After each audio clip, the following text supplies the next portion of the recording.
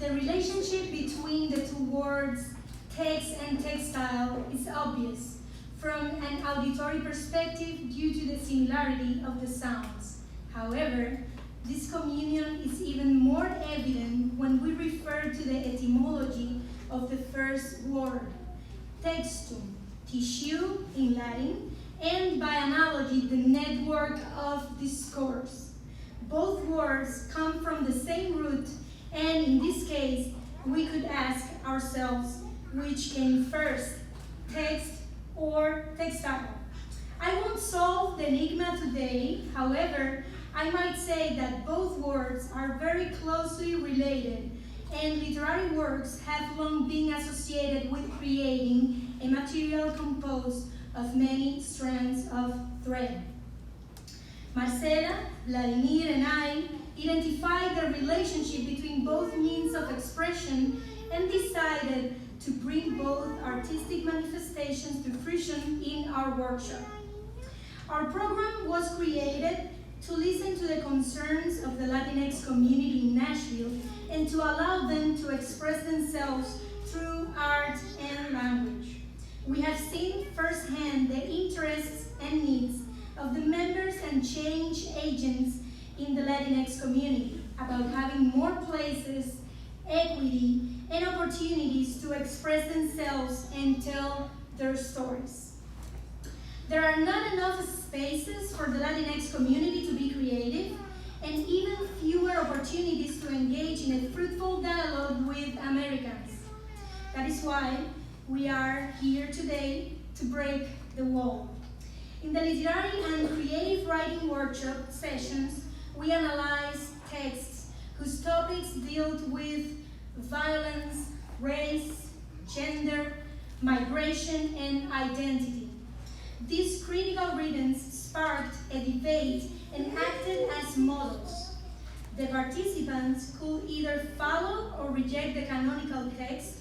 Most of their creations had very personal content and subverted the form of the original text.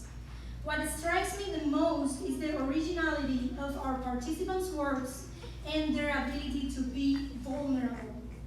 We appreciated everybody's versatility in developing and putting into action their artistic endeavors. All the time shared with our participants, guest artists, and team members provided me with in-depth knowledge about the Latinx perspective and enriched my theoretical worldview with hands-on experience. This project also impacted my teaching practices, helping me shape a more inclusive environment. I believe that the way we engage with people and cultures can make them feel included or excluded. Finding sources that explore social justice content is not enough. Choosing relevant articles or authentic resources or including language context in our classes is not enough. As teachers, we need to develop meaningful relationships through language, culture, and literary or artistic artifacts. Moreover, it is necessary to be involved and impact our community. The more we give, the more we receive. The principal value of How Do You See community consisted in respect for differences and in making what was foreign one's own. As Ferdinand de Saussure defined it a century ago in the course of general linguistics, language is a system in which all the terms are in solidarity and where the value of each results only from the simultaneous presence of the others. We use the Latin word textum in its double phase as our excuse to create a family that will transcend the space of this workshop. I see so many faces here today, and that brings me so many beautiful memories. Today I remember past daughters coming to every session of Hard Unifying Communities.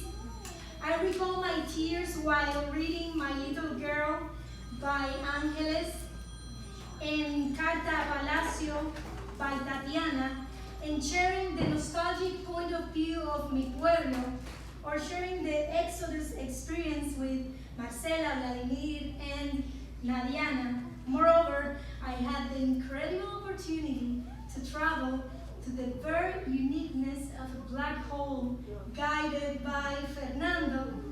For me, it's not only retrospective, it's also celebrate Liliana's decision of pursue her BA in creative writing.